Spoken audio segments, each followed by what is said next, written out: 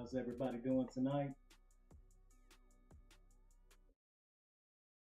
I want to welcome everybody to tonight's episode of Black Money Market News.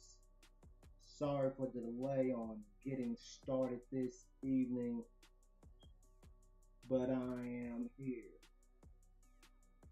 It's been some exciting times in the crypto world, so I'm definitely going to be talking about Bitcoin's historic move today, as well as showing you guys what you could expect over the next few days after this new all-time high in Bitcoin.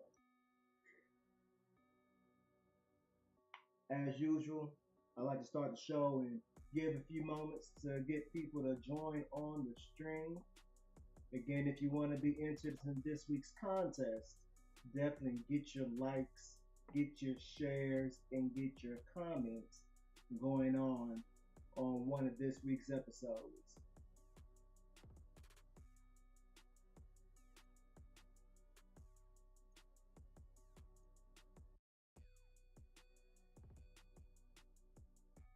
I hope everyone has enjoyed their last few couple of days.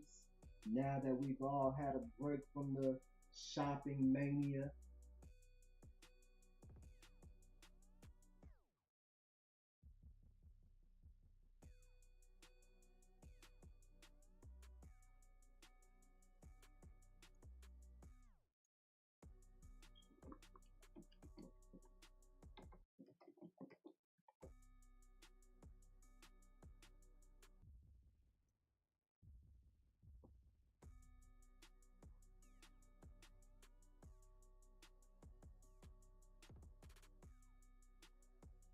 And again, if you're tuning in right now, just give us a few minutes, just waiting for a couple more people to hop on the live stream.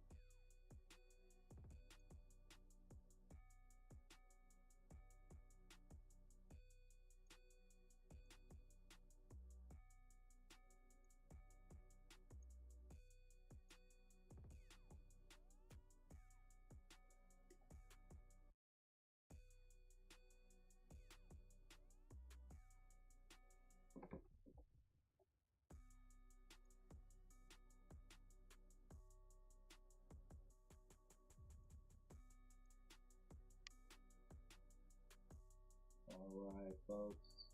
We are about to get tonight's show started.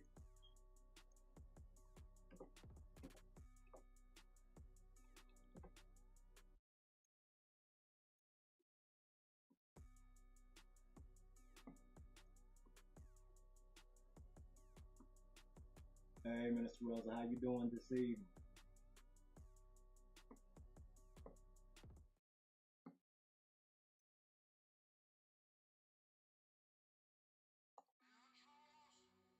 Welcome, welcome, welcome to tonight's show.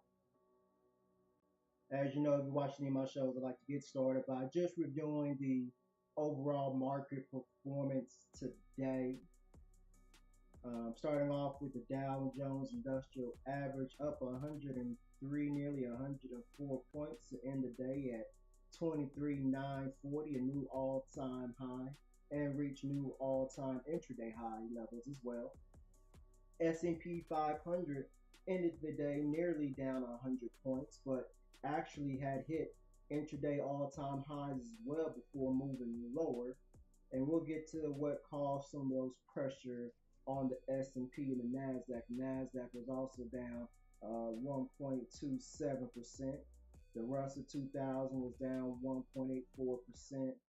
Bitcoin was up as of earlier. I know the numbers changing by the minute.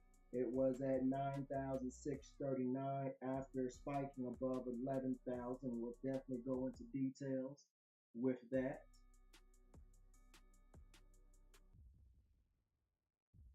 Adjust my levels a little bit more. Hopefully, you guys can hear me better now. Gold rallied roughly a full percent in the day at 1287. The euro index was roughly flat or roughly higher to end the day at 185. Some of my graphics are off, as you can see, as part of the technical difficulties that delayed me getting started. Was getting some of those finished up. But what I want to start off with is, of course, the craziness with Bitcoin. I want to start off with this graphic here. You can look closely. You'll see that I've kind of highlighted some patterns that have been developing in Bitcoin. Um, in this chart, I have two trend lines, kind of a high and low end trend line that Bitcoin has been trading in pretty much within that range for the last 6 months or so.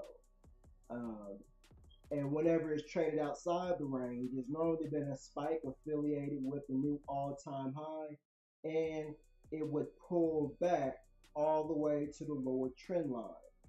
Right now, the lower end of the trend line is right around 7,000, low end 6,800. It did have a nice pullback earlier today, back into the $8,000 range. I believe it was 8,500. In fact, let me see if I can get the live chart going for us this evening. Pulling up TradeView now.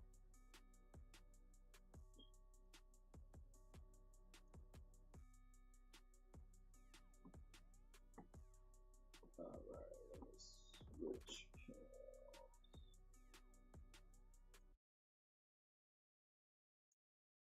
All right, so this is a 5 minute breakdown of the movement in Bitcoin today. As you see, spiked right around that 11,400, 11,500, $11,500 price, nearly crossing that level before it rapidly pulled back down to 10,500, bounced, pulled back again, all the way down to 8,600 before rallying back. Looks like we are getting a nice series of higher lows, as you can see here, and higher highs, as you see here. But again, if I take this from a 5 minute chart to a daily chart, and we look at the last 6 months of action, anytime we've had these outsized moves above this channel, it has pulled back into channel. So today it did pull back to roughly the top end of the channel, but I would not be surprised if we get a full pull back to this low end of the channel, which as of now sits around 6,700 on the chart. So definitely, if you're not in it, uh, you know, don't feel like you missed out on the big rally. I believe the rally will continue, especially looking at the MACD, but we're definitely on the high side of hysteria almost in a way. If we pull this back out to uh, this time last year, roughly, I mean, we've gone uh, parabolic in many ways. So this is almost mania. I definitely see Bitcoin going a lot higher, but always be prepared for the downside pullbacks. Those are buying opportunities for those who have not had a chance to enjoy the rally, but also uh, be smart when you invest. The goal with investing is to buy low and sell high. So right now, while it's high and hot, is not the time to make your first entry. So just want to give that tidbit of advice. Um, Trust me, not down talking Bitcoin. I have strong faith and belief that we will see prices easily double, triple, if not 10 times higher than what we're looking at now in the future. But for short term, definitely be prepared for a pullback. And other big news, which also weighed in on the markets today, was tech as a sector kind of fell off the cliff in many ways. I'm going to bring up Apple's chart. Apple was down 2% on the day before climbing back some of those losses when it was down as much as 6 and nearly 7%. Adobe also hit hard, but I believe they had pretty bad earnings report come out, and they're announcing some reshuffling. Actually, that was a different company, but Adobe still was affected by the tech pullback today. Same thing at Amazon, down 3%, down $32 on the day. Um, the big losers today were the semiconductor space. So I'm gonna pull up one of the semiconductor ETFs here, SMH. It was down 4.25% today. Um, Definitely falling off there. The SOXL semiconductor bull fell 13.25% today after some outsized gains over the last couple of weeks. I'm gonna pull this out to a 4-hour chart, and as you see, definitely was a strong move, lots of volume with the rotation out of tech and into financials. Looking at one of the financial ETFs, it gained 2.5%, compared to Facebook's loss of 4% on the day, again, with high volume compared to previous days trading. So definitely was some rockiness in some sectors, but in other sectors, you still had great performance. Healthcare was another good performer. HCA was up nearly 2 and a little over 2.5%. Um, Also looking at the healthcare ETF, the IHF, it was also up 2.37% on the day. Um, Going back to some of the cryptocurrencies, let's take a look at uh, Ethereum. It had all-time highs today. Not that chart. One second.